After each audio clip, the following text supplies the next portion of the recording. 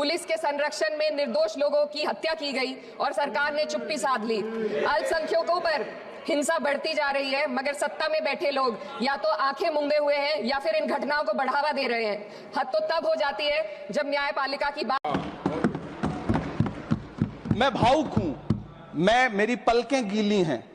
अगर देश की एक बहुत बड़ी आबादी को लगता है कि आप उसका भला करने के लिए नहीं बल्कि उनकी इबादत गाहों, उनकी कब्रिस्तानों, उनकी खानकाहों को बर्बाद करने का बिल ला रहे हैं, तो फिर आप अगर समझाने में नाकामयाब रहे हैं तो यह आपकी नाकामयाबी है।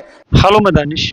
इमरान साहब और सांसद इकरा हसन जी का रुला देने वाला ये वीडियो जरूर देखिएगा। जब उन्होंने देश की पार्लियामेंट में दर्द गाया मुसलमानों का, तो उनकी भी पलकें गीली हो गई। क्या हमारे देश में धर्म देख करके इंसाफ मिल रहा? अखलाक, पहलू खान, तबरेज अंसारी जैसे सैकड़ों मुसलमानों को मॉब लिंचिंग की गई और गाय के नाम पर मौत के घाट उतार दिया गया। बस वही दर्द, कभी मस्जिद, कभी दरगाह, कभी ईदगाह, इन तमाम दरगाहों को चिन्हित करके कभी वक्फ बिल लाया जा रहा, कभी एनआरसी लाया जा रहा, कभी सीए लाया जा रहा। आखिर क्यों? इमरान साहब खुद इस वीडियो में बड़े ही भावुक हो करके अपनी बात रख रहे हैं। उनकी आंखें भी नम हो गई। मैंने इस वीडियो को देखा, मैंने सोचा कि सच में बहुत ही इमोशनल कर देने वाला ये वीडियो है। कंप्लीट जरूर देखिएगा। पहले इमरान साहब को सुनिएगा, उसके बाद में सांसद इकरा हसन जी को जरूर सुनिएगा, क्योंकि दोनों ने मुसलमानों के हक में आवाज उठाई है। अगर आपको ये वीडियो समझ में आया, पसंद आया, तो एक प्यारा सा कमेंट्स करिएगा और मेरे डीएल गोल्डन न्यूज चैनल को सब्सक्राइब करिएगा। साथ में बेल आइकन को जरूर प्रेस करिएगा, ताकि हम कोई भी वीडियो इमरान साहब और इकरा हसन की वीडियो अपलोड करें तो उसकी जानकारी सबसे पहले आपके पास पहुंचे, आप सबसे पहले उसको देख पाओ। ज्यादा देरी ना करते हुए इमरान साहब को पहले सुनते हैं, उसके बाद में इकरा हसन को। इमरान साहब को सुनते हैं। देश को पता, सभापति महोदय, मैं बहुत भावुक हूं आज, और मुझे अच्छा लगा कि आदरणीय नेता सदन जगत प्रकाश नड्डा जी ने बहुत अच्छी बातें भी की, मन से बातें की, क्योंकि उनके नाम में प्रकाश जुड़ा है तो मैं उनमें हमेशा एक रोशनी की किरण देखता हूं। मैं उनके सामने बहुत अदब से ये बात कहना चाहता हूं कि चिरागों के सफर में दबदबा हो आंधियों का, तो फिर अंजाम जुल्मत के सिवा कुछ भी नहीं होगा। ये दुनिया नफरतों के आखिरी स्टेज पर है, इलाज इसका मोहब्बत के सिवा कुछ भी नहीं होगा। बिल्कुल। मैं भावुक हूं, मेरी पलकें गीली हैं। अगर देश की एक बहुत बड़ी आबादी को लगता है कि आप उसका भला करने के लिए नहीं बल्कि उनकी इबादत गाहों, उनकी कब्रिस्तानों, उनकी खानकाहों को बर्बाद करने का बिल ला रहे हैं, तो फिर आप अगर समझाने में नाकामयाब रहे हैं तो यह आपकी नाकामयाबी है। पहले समझाइए, उसके बाद कोई बिल लेकर के आइए, तब शायद हम आपका इतनी पुरजोर तरीके से विरोध ना करें। लेकिन सभापति महोदय, मैं अंत में सिर्फ इतना कहना चाहता हूं कि इस बिल में जो भी पॉइंट्स दिए गए हैं, बॉम्सी पोर्टल देख लीजिए, सरकार का झूठ आपको पकड़ में आ जाएगा। हम डरे नहीं हैं, हम सिर्फ सरकार से अपील कर रहे हैं कि हमें अपना समझिए। हम आपके अपने हैं, इस देश के नागरिक हैं, और आप ताकत में हैं। संख्या बल के आधार पर बिल हो सकता है आप पास करा लें, लेकिन आपको यह बात समझनी पड़ेगी कि हम तो वो तारीख हैं, जहनों में रहना है, जिसे कागजी पुर्जे नहीं जो फाड़ डाले जाएंगे। क्या कहना? जिस जमीन पर मैं खड़ा हूं ये मेरी पहचान है। आप आंधी हैं तो क्या मुझको उड़ा ले जाएंगे? सही बात है। आपको ये बात समझनी पड़ेगी।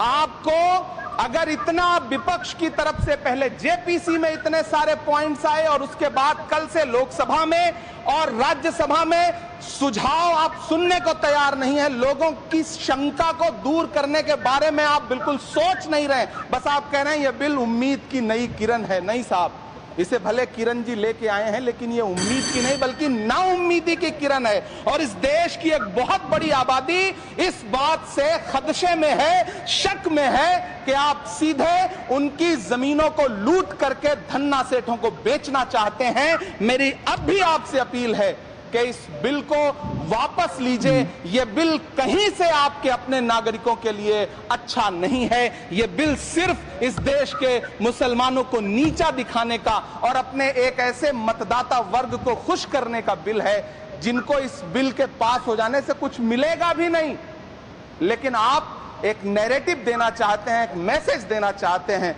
मेरी आपसे अपील है कि कृपया ये जो सबका साथ सबका विकास का नारा है, इस नारे को रत्ती भर तो चरित्रार्थ कर दीजिए। बहुत बहुत धन्यवाद। साहब के वीडियो को देख चुके हैं। वक्फ बिल को लेकर के देश के पार्लियामेंट में अपनी नम आंखों के साथ आवाज़ उठाई। मस्जिदें, दरगाह, खानकाह जो भी हैं, मुसलमानों को नीचा दिखाने के लिए ये सब कुछ किया जा रहा है। किसी एक पार्टी को खुश करने के लिए सब कुछ किया जा रहा है, हालांकि उन्हें ऐसे कुछ नहीं मिलने वाला है जिनके लिए ये सब करा जा रहा है, ऐसा इमरान साहब ने इस वीडियो में कहा है। लेकिन हमने कहा था कि हम इस वीडियो में सांसद इकरा हसन जी का भी वीडियो दिखाएंगे। मुझे उम्मीद है आप सांसद इकरा हसन जी की बात से भी सहमत होंगे। मॉब लिंचिंग के शिकार हुए लोगों का दर्द सांसद इकरा हसन जी की जुबान से सुनते हैं, क्या कह रही हैं, वीडियो देखते हैं। या किसी और वजह से भेदभाव नहीं होना चाहिए, लेकिन हकीकत इसके उलट है। हालात इस कदर बिगड़ चुके हैं कि hate speech, mob lynching, bulldozer द्वारा घरों को गिराने की घटनाएं आम हो गई हैं, खासतौर पर उत्तर प्रदेश में, जहां ऐसा लगता है जैसे कानून के नाम पर जंगल राज चल रहा हो। संभल में जो हुआ वो सबके सामने है। पुलिस के संरक्षण में निर्दोष लोगों की हत्या की गई और सरकार ने चुप्पी साध ली। अल्पसंख्यकों पर हिंसा बढ़ती जा रही है, मगर सत्ता में बैठे लोग या तो आंखें मूंदे हुए हैं या फिर इन घटनाओं को बढ़ावा दे रहे हैं। हद तो तब हो जाती है जब न्यायपालिका की बात भी अनसुनी कर दी जाती है। सुप्रीम कोर्ट ने मॉब लिंचिंग पर 11 सूत्रीय निर्देश जारी किए थे। इसमें साफ कहा गया था कि राज्य सरकारें और पुलिस इस तरह की घटनाओं को रोकने और दोषियों पर सख्त कार्रवाई करने के लिए जिम्मेदार है, लेकिन आज भी इन निर्देशों पर अमल नहीं हो रहा है। हाल ये है कि मॉब लिंचिंग को रोकने की बजाय सत्ता में बैठे लोग आग में घी डालने का काम कर रहे हैं। उनकी जुबान से ऐसी बातें निकलती हैं जो नफरत को और बढ़ावा देती है। ये अशांति अब इतनी गहराई तक फैल चुकी है कि हमारे समाज के धर्मनिरपेक्ष चरित्र पर गंभीर सवाल उठ रहे हैं। साल की शुरुआत में ही कई राज्यों में दुकानदारों को अपने नाम बोर्ड पर लगाने के लिए मजबूर किया गया। इसे सेहत और सुरक्षा के कानूनों का हिस्सा बताया गया, मगर असल मंशा कुछ और थी। ये कदम खास तौर पर मुसलमान दुकानदारों को निशाना बनाकर उठाया गया ताकि उनकी रोजी रोटी पर चोट की जाए। पिछले हफ्ते मुरादाबाद में एक मुस्लिम डॉक्टर को हिंदू बहुल्य मोहल्ले में घर खरीदने पर विरोध झेलना पड़ा। वजह बताई गई कि इससे मोहल्ले की सामाजिक शांति बिगड़ जाएगी। अब आप ही बताइए, क्या ये वजह सही है, जायज है? तो दोस्तों, आपने सांसद इकरा हसन जी के भी पूरे वीडियो को देख लिया। मुझे उम्मीद है आप सांसद इकरा हसन जी की बात से ज़रूर सहमत हुए होंगे। अगर सहमत हैं तो ये कमेंट करके ज़रूर बताएं, क्योंकि हम इसी तरीके के वीडियोज़ अपने डीएल गोल्डन न्यूज़ चैनल पर लेकर हाजिर होते रहते हैं। कई सोशल मीडिया पर खबरें आती हैं, हर रोज़ किसी न किसी शख्स को पीट कर मार दिया जाता है। मैं अभी फेसबुक चला रहा हूँ, मेरे सामने खुला हुआ है। इसमें एक खबर आई है, उसमें लिखा है कि पैंट उतरवाकर धर्म देखा, फिर भीड़ ने पीट कर मार डाला।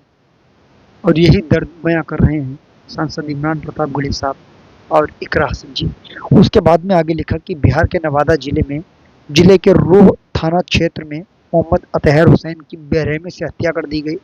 5 दिसंबर को भट्टा गांव के पास 7 लोगों ने उन्हें रोका, नाम पूछते ही जबरन कमरे में ले गए और मोबाइल भी छीन लिया, पैसे भी छीन लिए।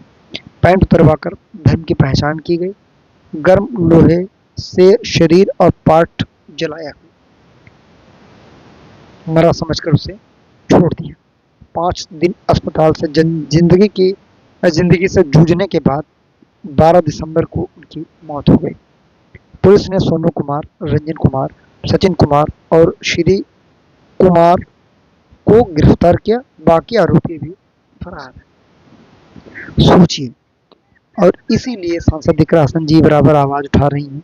मॉब लिंचिंग के शिकार, मॉब लिंचिंग में कभी किसी को मार दिया जा रहा, कभी किसी को मार दिया जा रहा। ये खैर कहाँ तक सही है, कहाँ तक गलत है? अगर हम बोले ना तो फिर कौन बोलेगा? अगर तुम नहीं बोलोगी तो फिर कौन बोलेगा? इमरान प्रताप गुली साहब ने अपने ही अंदाज में पार्लियामेंट में जो भी कुछ हो रहा है सब कुछ बताने की कोशिश की है। और बहराइच में आपको मालूम होगा, सरफराज जिनको फांसी हो गई है, और उनके पिता, उनके भाई और कुछ लोगों को चिन्हित करके उन्हें आजीवन कारावास भी बताया गया है। तो आप इस वीडियो को देखने के बाद क्या कहेंगे, कमेंट्स करके ज़रूर बताएंगे। मिलते हैं हम किसी और वीडियो के साथ। दुआ में। जय हिंद। अल्लाह हाफिज़।